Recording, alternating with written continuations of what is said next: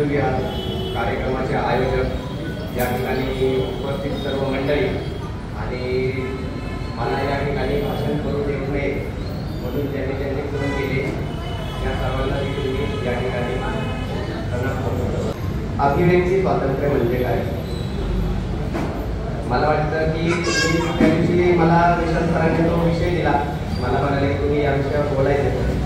मी म्हणलं खूपच चांगला विषय दिला म्हणलं माझ्यासारख्या माणसाला, कारण रोजच गळचेपी होतात ते अभिव्यक्ती स्वातंत्र्याची, आणि ज्या माणसाची सर्वात जास्त गळचेपी होते त्याच माणसाला अभिव्यक्ती स्वातंत्र्यावर बोलायला दिलं जाते.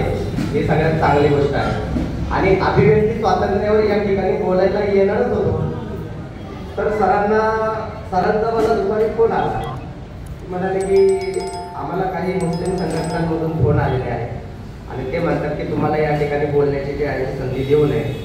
ते इस्लामच्या विरोधात बोलतात, पैगंबर साहेबांच्या विरोधात बोलतात. अरे बोलतात फक्त मग समोर या ना, तुम्ही समोर येऊन माझ्याशी चौकशी करा. माझ्या मागं लोकांना फोन करून काय करणार? माझ्याशी बोला.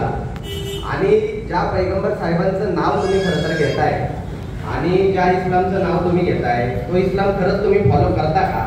हा सगळ्यात मोठा प्रश्न माझ्यासारख्याला आता पडतोय की तुम्ही लोकांना फोन करून सांगता की यांना कार्यक्रमाला बोलवू नका. आपण समाजामध्ये राहताना वेगवेगळ्या विषयांवर व्यक्त होतो, सामाजिक विषयांवर व्यक्त होतो, राजकीय विषयांवर व्यक्त होतो, धार्मिक विषयांवर व्यक्त होतो, आणि प्रत्येकाला प्रत्येक मुद्दा पटावाच असं काही गरजेचं नाहीये.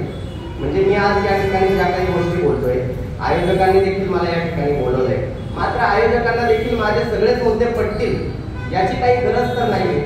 मात्र माझा जो मुद्दा तुम्हाला पटला नाही त्या मुद्द्यावर तुम्हाला त्याची टीका टिप्पणी करण्याचा, समीक्षा करण्याचा, वेळीच जर तुम्हाला हा मुद्दा कुठल्या तरी विषयावर आक्षेप घेणारा, कोणाची तरी बदनामी करणारा असं जर वाटत असेल तर कायदेशीर देखील मार्ग तुमच्याकडे जे आहेत ते संविधानाने दिलेले आहेत.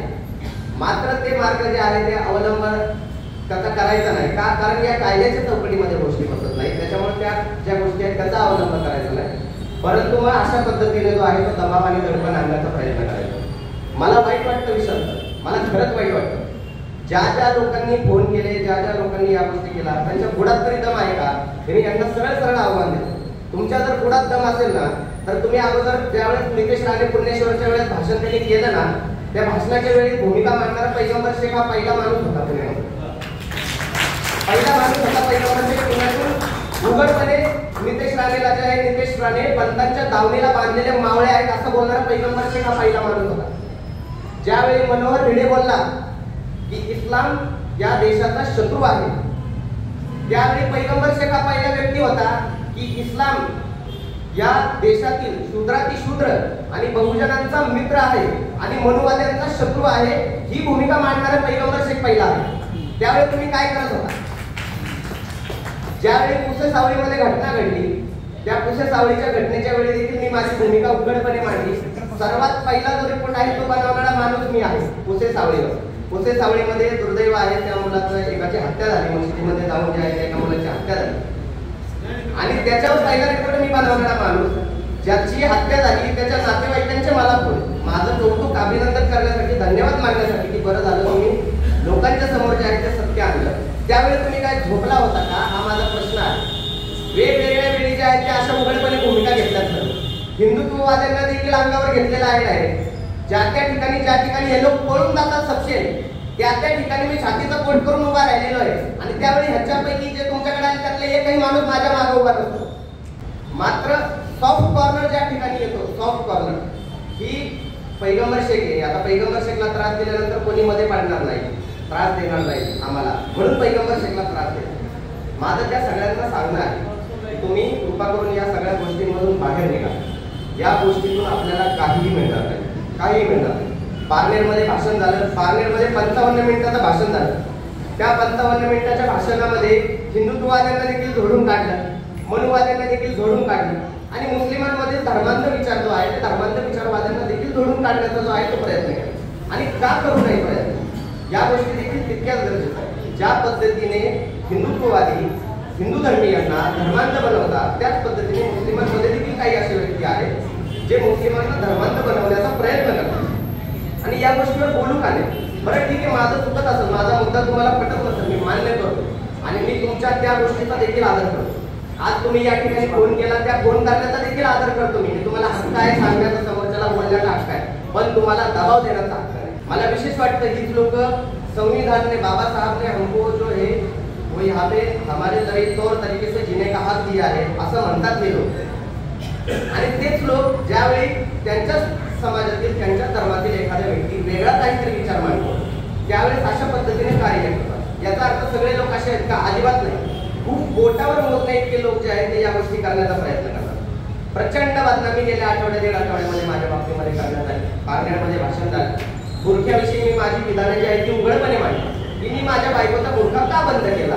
अफगाणिस्तानमध्ये ज्यावेळी एका महिलेला बुरखा घातला नाही म्हणून गोळी घातली गेली, त्या दिवसापासून मी माझ्या बायकोला त्यावेळेस दाखवलं की बाबा एका जगाच्या एका देशामध्ये एका महिलेचा बुरखा घातला नाही म्हणून हत्या होते, तर तू आजपासून बुरखा करून बुरखा घालू नको. आणि माझ्या बायकोने माझ्या विनंतीचा मान घेऊन त्या दिवसापासून बुरखा बंद केले. हे तिचं पण कौतुक आहे. गोष्ट मान्य केली आणि त्यांनी तो बुरखा जो आहे तो बंद केला. आता देशामध्ये माय हिजाब माय राईट अशा पद्धतीचे जे आहे ते मोर्चे निघाले, बरेच मोर्चे निघाले. त्या कुठल्याही मोर्चांच्या ठिकाणी जाऊन कोणी त्या मोर्चांची बदनामी करण्याचा किंवा कोणी त्या मोर्चाला विरोध करण्याचा किंवा कोणी त्या गोष्टी थांबवण्याचा प्रयत्न थोडा तरी केला का? नाही केला. प्रत्येकाला अधिकार आहे आपला विचार मांडण्याचा. कुठल्या महिलेला बुरखा घालायचा असेल तर तो तिचा वैयक्तिक अधिकार आहे. मात्र बुरख्याच्या विरोधात बोलल्यानंतर जे आहे तो धर्म धोक्यात कसा काय येतो आणि इस्लाम धोक्यात कसा काय येतो हा माझा प्रश्न आहे. ज्यावेळी तुम्ही रस्त्यावर उतरता की हिजाब घालण्याचा आम्हाला संवैधानिक अधिकार आहे, त्यावेळेस हिजाबला आणि बुरख्याला विरोध करण्याचा देखील मला संवैधानिक अधिकार आहे. हे का विसरता तुम्ही? तिथे लोकशाही मरते का तुमचे हा माझा प्रश्न आहे. आणि का लोकशाहीचा अशा वेळी विचार केला जात नाही? बरं, ह्या सगळ्या गोष्टी करताना ह्यांची पातळी कुठपर्यंत गेली? विशाल सरांना मी बोललो की आज रात्री सांगतो तुम्हाला नक्की काय काय घडलं ह्या सगळ्या गोष्टी. या गोष्टी लोकांच्या समोर आल्या पाहिजे. माझी सासू एका हॉस्पिटलमध्ये आहे कामाला. माझ्या सासूला फोन आहे, हॉस्पिटलचा नंबर काढून सासूला फोन, आणि सासूला फोन करून जे आहे ते धमक्या देण्याचा आणि त्या ठिकाणी बदनामी करण्याचा जो आहे तो प्रयत्न केला. माझ्या जीवाला धोका आहे वगैरे अशा घाबरवण्याचा जो आहे तो प्रयत्न केला गेला. त्याच्या पलीकडे जाऊन माझ्या सासऱ्यांना फोन करून तर तुमची मुलीला घरात बसवा, लग्न मोडा, इथपर्यंत बोललं गेलेलं आहे गेल्या 2-3 दिवसांमध्ये. या सगळ्या गोष्टी ज्या आहेत त्या सगळ्या गोष्टींचा अनुभव जो आहे तुम्ही घेतोय. मग ह्याला आपण लोकशाही म्हणणार आहोत का? आणि ह्याला खरंच इस्लाम म्हणतात का? आणि हा खरंच पैगंबरांचा संदेश आहे का? हा माझा प्रश्न आहे त्या लोकांना. खुद्द पैगंबर साहेब अभिव्यक्ती स्वातंत्र्याचा आदर करत नव्हते का? तर आदर करत होते. ज्या वेळी आपण अभिव्यक्ती स्वातंत्र्याचा मुद्दा काढतो त्यावेळी आपण पैगंबर साहेबांच्या आयुष्यातल्या एका घटनेचा जो आहे तो उल्लेख वारंवार करतो. तो म्हणजे एक महिला पैगंबर साहेबांवर ते ज्या रस्त्याने जात होते त्यावेळी त्यांच्यावर ती इस्लाम त्या महिलेने स्वीकारलेला नव्हता आणि पैगंबर साहेबांचा विचार त्या महिलेला पटत नव्हता. तर रोज ती महिला पैगंबर साहेबांवर कचरा टाकायची, रोज कचरा टाकायची ती महिला पैगंबर साहेबांवर. पैगंबर साहेब जे आहेत ते त्यांना काहीच बोलत नव्हतं. मग 2-3 दिवसापासून ती महिला जी आहे ती कचरा टाकायचं बंद झालं. मग पैगंबर साहेब गेले की त्या ठिकाणी त्या महिलेला विचारलं की काय झालं, कचरा टाकला नाही म्हणून मी विचारायला आलो की कचरा का टाकला नाही. ती म्हणाली की माझी तब्येत बिघडलेली आहे आणि म्हणून मी कचरा टाकला नाही. पण विचारपूस करण्यासाठी जे आहेत ते जाणारे पैगंबर साहेब आहेत आणि आपल्यावर टीका करणाऱ्या माणसाची देखील काळजी करणारे जे आहेत ते पैगंबर साहेब आहेत. हे अभिव्यक्ती स्वातंत्र्य पैगंबर साहेबांनी देखील 1400 वर्षापूर्वी दिलेले आहे, सांगितलेले आहे. आणि तुम्ही काय म्हणता की अभिव्यक्ती स्वातंत्र्य आणि इस्लामच्या बद्दल किंवा इस्लाम मधल्या काही मागासलेल्या गोष्टी असतील, कालबाह्य गोष्टी असतील त्या गोष्टीवर बोलू नये असं तुम्ही कुठल्या बेसवर म्हणताय? संविधानामध्ये कलम 19 आहे, त्याच्यामध्ये अभिव्यक्ती स्वातंत्र्याचा स्पष्टपणे उल्लेख आहे. आणि हे अभिव्यक्ती स्वातंत्र्य तुम्हाला कुठल्याही गोष्टीवर विचार व्यक्त करण्याचे जे आहे ते स्वातंत्र्य देतं. आणि ते विचार कोणाच्याही दबावाखाली देखील कोणाच्या दबावाने थांबवले देखील जाऊ नये. आणि ते विचार जे आहेत 2 धर्मीयांमध्ये तेढ निर्माण करणारे नसावे, द्वेष पसरवणारे नसावे. आजपर्यंत विशाल सर एवढी माझी भाषणं झाली. मला वाटतं की मी ज्या वेळी भाषणं केली का त्यावेळी हिंदू धर्मीयांचा मुस्लिमांकडे बघण्याचा दृष्टिकोन जो आहे तो बदलला. जे लोक या सगळे उपद्रव करतात का त्या लोकांना मला अजून एक उदाहरण द्यायचे. ज्यावेळेस राज ठाकरेंची मुंबईमध्ये सभा झाली होती त्या सभेमध्ये राज ठाकरेंनी माहीमची दर्गा वगैरे ह्या जे काही सगळे विषय मांडले होते आणि त्याच्यानंतर महाराष्ट्रातच मी पहिला माणूस होतो की राज ठाकरेच्या विरोधामध्ये व्हिडिओ अर्धा तासाचा बनवला होता आणि त्याच्या दुसऱ्या दिवसानंतर जे आहे सॉरी मला महाराष्ट्र नवनिर्माण सेनावाल्यांचे फोन आले. मी माझा नंबर उघडपणे टाकत असतो. अहो सर, फोन करून पक्ष सोडला लोकांनी आणि या सगळ्या गोष्टी केल्यानंतर तुम्ही काय म्हणताय की मी बदनामी करतो. मी उलट ज्यावेळी तुमच्या बाजूने उभा राहिला हवा त्यावेळी तुमच्या बाजूने उभा आहे, कायम उभा आहे. मात्र ज्या गोष्टी मागासलेल्या आहेत, ज्या गोष्टी कालबाह्य आहेत, त्या गोष्टी सांगण्याचा देखील तितकाच मला अधिकार. मी बऱ्याच जणांना म्हणतोय, मला काही जणांचे फोन आले, मी त्यांना एक प्रश्न विचारला. म्हणाले की थोड्या वेळासाठी असं समजा की पैगंबर शेख नावाची व्यक्ती हयात नाहीये. पैगंबर शेख नावाची व्यक्ती हयात नाहीये. पैगंबर शेखने आजपर्यंत कुठलाही विचार कधीही मांडला नाही, असा विचार करा, कधीही मांडला नाही. आणि त्याने कधी बुरखा बंद म्हणा किंवा आर्थिक कुर्बानी हे जे काही उपक्रम आहेत ते राबवलेच नाही असं समजा. या गोष्टी सोडून देखील मुस्लिम समाजामध्ये धार्मिक धारणाच्या आधारावर मतभेद नाहीत का? तर असं काहीच नाही. मुस्लिम समाजामध्ये तरीही धार्मिक धारणांवरून मतभेद आहेत मोठ्या प्रमाणामध्ये. शिया आणि सुन्नींचा मतभेद आहे. सुन्नींमध्ये जे आहेत ते वेगवेगळे पंथ आहेत. तबलिगी आहे, अहले सुन्नत वल जमात आहे, अहले हदीस आहे, त्यानंतर ते अहमदी आहे, त्याच्यानंतर अजून खोजा इस्माइली आहे, बोहरा आहे. शियांमध्ये पण वेगवेगळे आणखी पंथ जे आहेत ते निर्माण झाले, वेगवेगळे पंथ निर्माण झालेले आहेत. तर या सगळ्यांमध्ये देखील धार्मिक धारणांवरून लोकांचे मतभेद आहेत आणि हे देखील एकमेकांना मुस्लिम मानत नाही. सगळ्यात पहिली गोष्ट, कोणीच कोणाला मुस्लिम मानत नाही. त्याच्या पलीकडे कोणी कोणाच्या मशिदीमध्ये नमाजला देखील जात नाही. त्याच्याही पलीकडे जाऊन आता कब्रस्तान देखील वेगळे व्हायला लागले. तर या सगळ्यांमध्ये माझं काही योगदान आहे का? मी त्याच्यासाठी कारणीभूत आहे का? कुठेच कारणीभूत नाहीये. बरं, मी कुठल्या पंथामध्ये आहे का? मी कुठल्याही पंथामध्ये नाहीये. मी कुठल्या फिरक्यामध्ये नाहीये, कसं मध्ये नाही. माझा एक स्वतंत्र विचार आहे. इस्लामकडे पाहण्याचा माझा एक स्वतंत्र दृष्टिकोन आहे. पैगंबर साहेबांकडे पाहण्याचा माझा एक स्वतंत्र दृष्टिकोन आहे. पैगंबर साहेबांचा आनंद माझ्या अख्ख्या हयातीमध्ये मी केला नाही. जर मी माझ्या मुलाखतीमधूनच सांगत असतो की या सुधारणावादी चळवळीचे माझे आदर्श खुद्द मोहम्मद पैगंबर साहेब आहेत, तर मी त्यांचा आनंद कसा काय करेल हा सगळ्यात मोठा प्रश्न आहे माझ्यासाठी.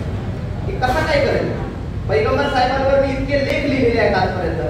ते लेख मोठमोठ्या ब्लॉगवर प्रकाशित झालेले आहेत. मोठमोठ्या अंकांमध्ये जे आहे ते लेख प्रकाशित झाले. आणि ह्या लोकांनी धरलंय काय सर की रसूल की नबी की सामने गुस्ताखी की, असं एकदा बोलायला चालू केलं की लगेच समाज भडकतो. म्हणजे जे हिंदुत्ववादी करतात का ज्या पद्धतीनं, त्याच पद्धतीनं जे आहे ते इस्लाममध्ये मुस्लिमांमध्ये जे धर्मांत लोक आहेत सिलेक्टेड ते करतात आणि जाणीवपूर्वक जे आहे ते समाजाला भडकवण्याचं काम करतात. आणि या गोष्टीवर बोलणं गरजेचं का आहे? कारण की या गोष्टी जर थांबवल्या गेल्या नाही, समाजाच्या अंतर्गतच थांबवल्या गेल्या नाही, तर या गोष्टी वाढत जाणार. मी बऱ्याचदा मुस्लिमांना म्हणतोय की आपण अहिंसेचं जे आहे ते अहिंसेकडे जे आहे ते जास्त करून वळलं पाहिजे. मुस्लिमांमध्ये अहिंसक क्रांतीची खूप जास्त गरज आहे. कुठेही वाद झाले धार्मिक धारणांवरून जे हाणामारीला जे आहे ते लगेच सुरुवात होते. बऱ्याच ठिकाणी आम्ही पाहिलं आहे. तबलिगी सुन्नींमध्ये जे आहे त्या हाणामाऱ्या झालेल्या आहेत. शिया सुन्नींमध्ये मशिदीमध्ये बॉम्बस्फोट झालेले आहेत. अहमदींच्या मशिदी पाडल्या गेलेल्या आहेत. काही दर्ग्यांमध्ये वाद आहेत. मुस्लिमांनी अहिंसक क्रांतीकडे वळणं खूप जास्त गरजेचं आहे. जर अहिंसक क्रांती मुस्लिम स्वीकारणार नसतील तर जगभरामध्ये हाच हिंसाचार जो आहे सुरू आहे. हा हिंसाचार फक्त काही इथे सुरू आहे किंवा याच ठिकाणी वादविवाद सुरू आहे जे तुमच्यापर्यंत पोहोचले अशातला काही भाग नाहीये. यांच्यामध्ये देखील मी नसताना बरेच वादविवाद आहेत आणि कितीतरी ठिकाणी जे इस्तेमा वगैरे होतात ते इस्तेमा नका घेऊ म्हणून देखील पोलिसांना निवेदन काही मुस्लिमांनी दिलेली आहे. या देखील गोष्टी आपण पाहतो. मात्र माझ्यासारख्या माणसाला का बोललं जातं? एकतर आपण सुधारणावादी विचारांचे, त्यात अल्पसंख्याक कम्युनिटी मधले आणखीन अल्पसंख्याक, आमचा टक्का तर आणखीनच कमी, 2-4% लोक असतील आमच्यासारखा विचार करणारे. मात्र लोक नाहीत असं नाही. हा खूप मोठा गैरसमज आहे की मुस्लिम समाजामध्ये पुरोगामी विचारधारेचे सुधारणावादी विचारांचे लोक नाही. हा खूप मोठा गैरसमज. मुस्लिमांमध्ये सुधारणावादाची एक मोठी परंपरा आहे मुस्लिम समाजामध्ये आणि ती परंपरा जी आहे ती परंपरा शेवटी जाऊन वेगळा पंथ होण्याकडे जाते. जे काही मुस्लिम समाजामध्ये आजपर्यंत जगभरामध्ये पंथ झाले ते पंथ सगळे सुधारणावादी विचारांवरच झाले, वेगवेगळ्या विचारांच्या आधारावरच झालेले आहेत. त्यामुळे मुस्लिमांमध्ये काही सुधारणावादाची परंपरा नाही हा खूप मोठा गैरसमज. आणि या गोष्टी मुस्लिमांना देखील सांगितल्या पाहिजे की तुम्ही जो काही विचार मांडताय तो विचार तरी परिपूर्ण मुस्लिम जगतामध्ये मांडला जातो का. आज दर्गावर जाणारे जे मुस्लिम आहेत त्या मुस्लिमांना तबलिगी मुस्लिम जे आहेत ते फॉलो करत नाही. आता तबलिगी मुस्लिमांच्या मागे नमाजला देखील दर्गावर जाणारे मुस्लिम काही ठिकाणी उभे देखील राहत नाही. आता त्याला तुम्ही करणार काय म्हणून. या मतभेदांमध्ये पैगंबर शेख कुठे आहे. पैगंबर शेख कुठेच नाही या सगळ्या मतभेदांमध्ये. हे मतभेद सगळे धार्मिक कारणांवर जे आहेत ते आहेत आधारलेले आहेत आणि हे मतभेद कायम राहणार. फक्त या मतभेदांमध्ये आपण केलं काय पाहिजे. हे मतभेद अहिंसक स्वरूपाचे असले पाहिजे. आपण त्याचं पालन केलं पाहिजे. माझ्यावर टीका 100% केली पाहिजे. पैगंबर शेखचा कुठला विचार नाही पडला 100% टीका केली पाहिजे. त्याची समीक्षा केली पाहिजे. तुम्ही तुमच्या मताची माणसं बनवली पाहिजे.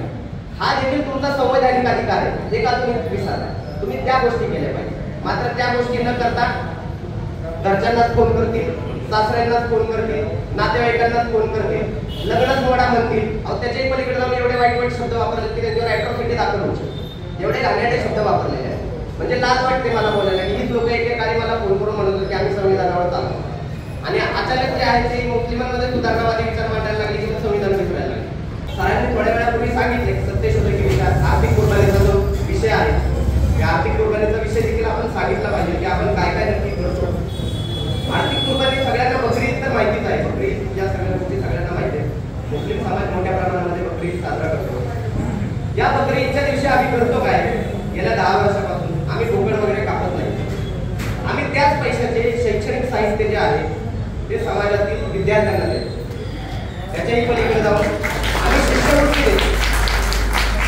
आणि गेल्या 10 वर्षापासून हा आमचा कार्यक्रम सुरू आहे. आणि दरवेळी आर्थिक कुर्बानी सुरू असताना माझी एक गोष्ट कंपल्सरी असते की या देशामध्ये जर मी आर्थिक कुर्बानी राबवत असेल ते फक्त आणि फक्त संविधानाच्या जोरावर राबवतो. कारण की संविधानामध्ये अभिव्यक्ती स्वातंत्र्य दिले. धार्मिक धारणा तुम्ही तुमच्या बाळगू शकता. तुम्हाला धार्मिक धारणा बाळगण्याचा जो आहे तो हक्क आहे. तुम्ही ते मांडू शकता आणि तुम्ही ते मांडलं पाहिजे. आता राजकीय परिप्रेक्षामध्ये जर पाहिलं तर तुम्ही भाजपच्या विरोधामध्ये बोलला तर अभिव्यक्ती स्वातंत्र्याची गळचेपी ही ईडी लावून केली जाते. तर याही गोष्टी ज्या आहेत या गोष्टी चुकीच्या आहेत. या गोष्टी थांबवल्या गेल्या पाहिजे. परंतु या गोष्टी थांबवल्या कशा जाणार सर्वजित सर. आत्ताच्या वेळेला मला सर्वात जास्त भीती का वाटते माहिती का. सगळ्या चळवळी या पक्षाच्या दावणीला बांधल्या गेलेल्या आहेत. चळवळी या स्वयंभू राहिलेल्या नाहीये. चळवळी या स्वयंभू असल्या पाहिजेत, निपक्ष असल्या पाहिजेत, कुठल्याही पक्षाच्या बांधील असल्या नाही पाहिजेत. त्यांच्या भूमिका या स्वतंत्र असल्या पाहिजेत.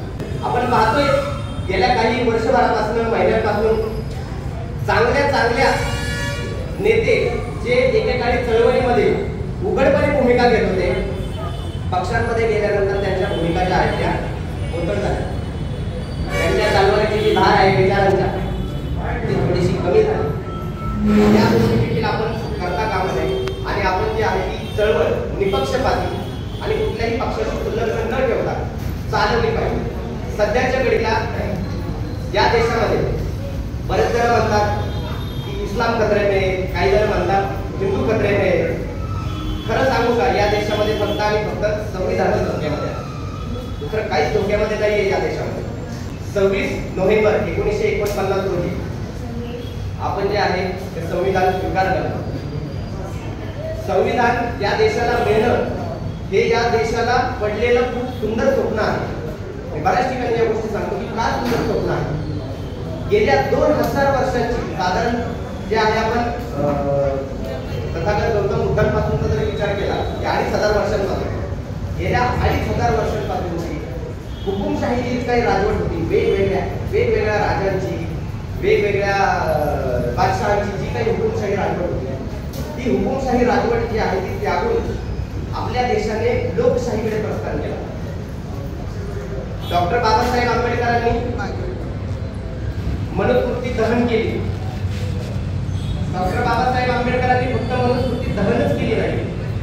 एक कायदा जाळला आणि दुसरा कायदा जो आहे तो निर्माण केला. ही जी गोष्ट आहे ना ही गोष्ट मला वाटतं जगभरामध्ये कुठेही घडली नाही. जी डॉक्टर बाबासाहेब आंबेडकरांनी या ठिकाणी ज्यावेळेस संविधान लिहिलं गेलं आणि त्यावेळेस त्या ठिकाणी शेवटीचा जो काही हे आहे वाक्य त्याच्यामध्ये की ही जी प्रथा आहे ती आम्ही स्वतःच अर्पण करतो, त्या वाक्यावरून देखील खूप कॉम्प्लिकेशन झाले होते संविधानाच्या सभेमध्ये की आपण हे अर्पण कोणाला करायचं. काही जण म्हणाले ज्या देवीला करा, तर त्याचे काही जण म्हणाले आमच्या देवीला करा. मात्र बाबासाहेब आंबेडकरांनी त्या ठिकाणी दिले की ही जी प्रथा आहे, ही जी संविधान आहे, हे आम्ही लोकांना अर्पण करतो, देशातील नागरिकांना. देशातील नागरिकांचं किंमत वाढवण्याचं जे काम आहे ते डॉक्टर बाबासाहेब आंबेडकरांनी संविधानाच्या माध्यमातून केलं. मात्र आजकालची परिस्थिती अशी आहे की आम्हाला तर संविधान लिहिण्यासाठी, संविधान बनवण्यासाठी काही कष्ट घ्यावे लागले नाही. आम्ही तर त्या गोष्टी पाहिल्या देखील नाही. त्या सगळ्या पिढीला या सगळ्या गोष्टी आयत्या मिळालेल्या आहेत आणि त्या आयत्या मिळाल्यामुळे काय झालं, त्यांना संघर्ष करायला नाही पडला. या गोष्टीमुळे त्यांना या गोष्टीची किंमत राहिली. आज लोक मतदान करतात, त्या मतदानाचा अधिकार देखील कोणामुळे मिळाला आहे, तो संविधानामुळे मिळाला आहे. मात्र संविधानाची किंमत किती लोकांना आहे? खूप कमी लोकांना. मी तर म्हणतो भारत देशामध्ये 10% लोकांना देखील संविधानाची किंमत नसते. संविधानाची आठवण कधी येते माहिती का लोकांना? फक्त स्वतःवर अन्याय झाल्यावर. व्यक्ती स्वातंत्र्य आहे का नाही, संविधान आहे का नाही, कायदा आहे का नाही, आणि अत्याचार करताना मात्र संविधानाची जी आहे आठवण येत नाही. संविधान ही आपली ओळख आहे.